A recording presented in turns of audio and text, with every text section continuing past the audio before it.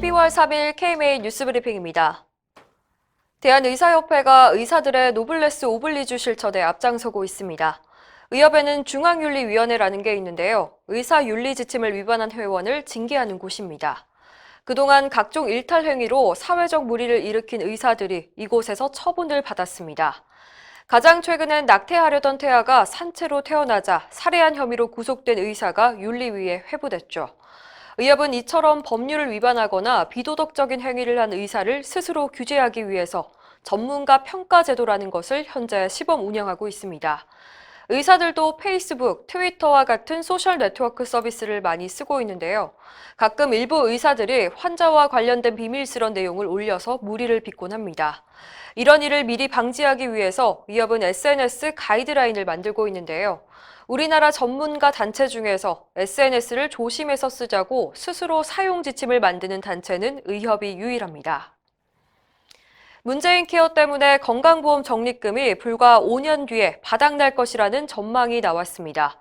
국회 예산정책처가 2일 공개한 자료에 따르면 건강보험 적자 규모는 올해 4조 1천억 원에서 2028년에는 10조 7천억 원으로 3배 가까이 증가하는데요. 2024년부터 적자로 돌아섭니다. 이런 사태를 막기 위해선 건강보험 급여 지출을 줄이고 국고 지원을 확대하면서 보험료까지 올려야 하는데요. 특히 건강보험료율을 8%대로 인상해야 합니다. 그런데 이렇게 극약 처방을 하더라도 적립금이 고갈되는 시점을 고작 4년 늦추는 효과밖에 거두지 못할 것이라는 암울한 전망입니다. 의협 산하에 있는 개원이 단체죠. 대한개원이협의회 김동석 회장이 동네 의원들의 어려움을 호소했습니다. 김 회장은 얼마 전 기자들과 만난 자리에서 불필요한 규제와 인기몰이식 반의료 법안들, 또 의료사고로 의사가 구속되는 사태가 늘어나고 있다며 지금 의사들의 자존감이 나락으로 떨어지고 있다고 말했습니다. 특히 고질적인 저수가 정책과 무차별적인 삭감, 일방적인 실사 때문에 의사들이 신음하고 있다며 가장 시급한 것이 의료 전달 체계의 개선이라고 강조했습니다. 병원과 1차 의료기관이 서로 역할에 맞게 기능해야 국민과 의사 모두가 살 수 있다는 의미입니다.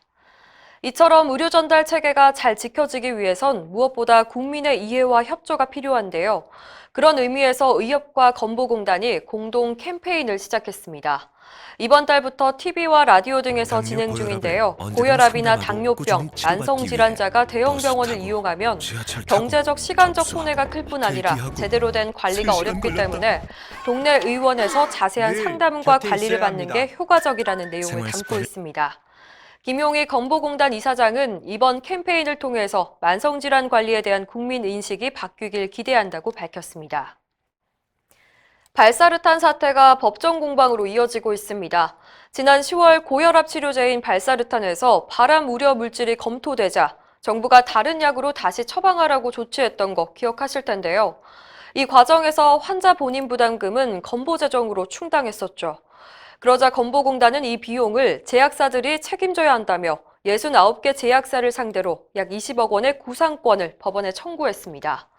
그러자 이번에는 제약사들이 발사르탄에서 불순물이 나올 것이라고는 누구도 예측할 수 없었기 때문에 자신들은 아무 죄가 없다며 법원에 채무부존죄, 즉 우리는 돈을 낼 책임이 없다며 맞소송을 냈습니다. 일부에선 발사르탄이 암을 유발한다는 명확한 근거가 없기 때문에 제약사들이 이길 것이라는 전망도 나오고 있습니다.